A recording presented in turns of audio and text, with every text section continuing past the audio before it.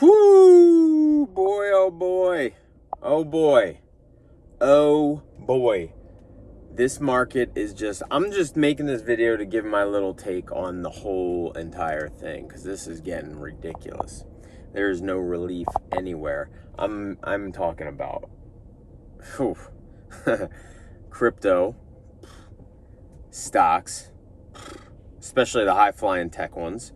Real estate is on the verge, man. I mean, it's been holding up, but it's just not sustainable. It's crazy not sustainable, especially like these houses in the suburbs that have been going up 20-30%. It's just not sustainable. You can argue it and say, oh yeah, real estate's it's a safe investment, it's going to keep going up with supply and demand, this and that. I'm here to say I think there's other factors at work that are going to affect the real estate market bad. And I don't know what they are. It's not going to be like an oversupply. It might be a combination of a bunch of things. It might be a combination of, real estate inventory flooding the market because there's all these, people wanting to get these high prices. But then again, they need to, what the hell's that? They need to, live somewhere. So they got to do something. But then you got that, right? But then you also got, oh shit, my buyer's texting me. All right, I'll do that after the video. Then you got, all right, so you got the supply and inventory, you got the inventory supply, right? So you're saying, okay, everybody might say, okay, I got to sell my property because it's so high right now and I want to get the most money for it. So then that's great.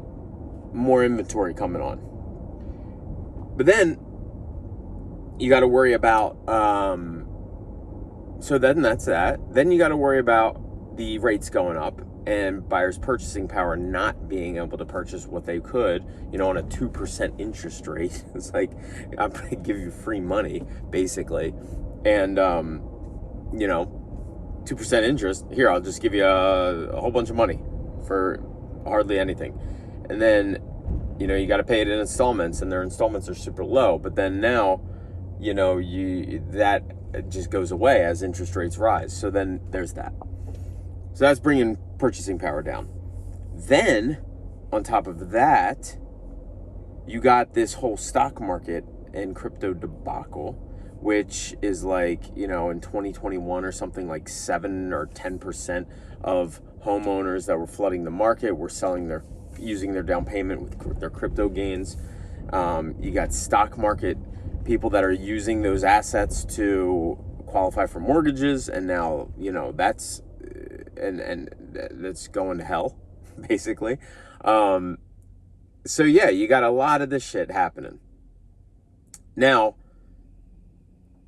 that could all come into play when we're talking about the housing market bubble, because you got to take into consideration everything. Where are people getting, if there's a recession, if there's a true recession, like Amazon just, said in their earnings report that they overhired people. So if that's the case, then how many more people did that to try to get the workforce to to try to hire as many people as possible, because they thought there was going to be a shortage of people available for work. So then you got that. And if people are getting laid off, they're not qualifying for a mortgage. And if their stocks are down at 50%, that mortgage company's not giving them what they thought they were going to get. And these people are not going to get, ultimately, what they thought they could get for their house. And it's going to come down and down and down and down. And it's going to be a slippery slope, and the rates are going to rise and rise and rise. And to make it even worse is that inflation's not really going anywhere. You still have 8% inflation. That's the latest report. The latest CPI report is 8%. So it's like you can't even hide. You can't even hide anywhere.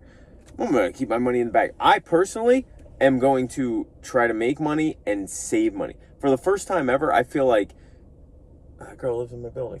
I feel like it's no, maybe she doesn't. Doppelganger.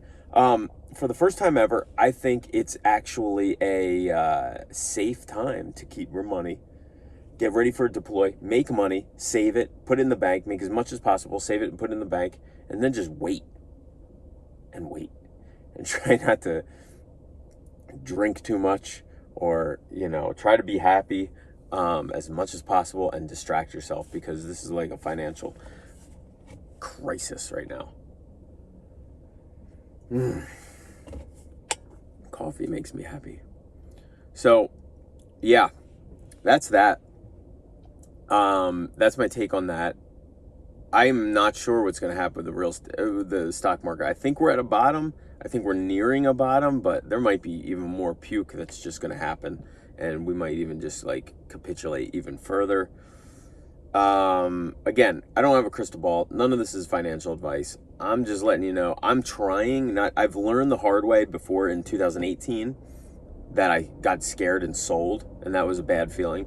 I'm trying to get out of margin, which I did, because that's the worst, is when you're like down and then so try to stay out of margin. Wait until we have some real evidence that everything is going the right way. Wait to see what happens with the real estate market. And you know what sucks? I actually just refinanced like a bunch of my investment properties, 3 of them actually, because I wanted more cash to hold. I'm just keeping them as an investment. People are paying. It's, I'm getting money over the mortgage, so that was great. I still got a pretty decent rate. I am actually buying one more place. I just watched a video of Meet Kevin where I'll try to put that link above, where he said he sold all of his properties. So I kind of, whatever.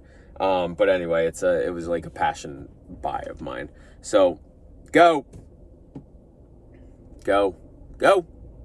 Oh my God, if this guy doesn't go and the light turns red again. So yeah, there's that. And, I don't know, I'm buying that. We'll see what happens there. Hopefully it's not going to affect this market. I mean, the market it's in is a little bit more of a flat market. I feel bad because I'm buying it a little high, but it's in my hometown, and I just hope that it works out. It's just bad all around. I'm really just hanging on and just trying to make money and just put my head down and not worry so much about it, because it's like going to make me lose sleep. But yeah, this whole, and crypto, oh, that's another thing. And then there's another thing that's a whole nother video where I'm going to watch out for. But that is in regards to, that I'm wondering about as far as keeping crypto on exchanges, because if the exchange, COINBASE is down from about 400, I think, in its IPO to like 50 or 40 yesterday when I saw it. Thank God I got out of that one. But like there was some talks about, what happens if it's, is this parking? Yes. Oh, I can't park here. Sign. But yeah, there was talks about like, what if they go bankrupt, then where's your crypto? I mean, luckily I don't have it all on there, but I don't want any of it to be seized. And given and held as collateral for the creditors if it does go bankrupt, God forbid. But not your keys, not your cheese. That's what they say. So anyway, yeah, it's tough out there.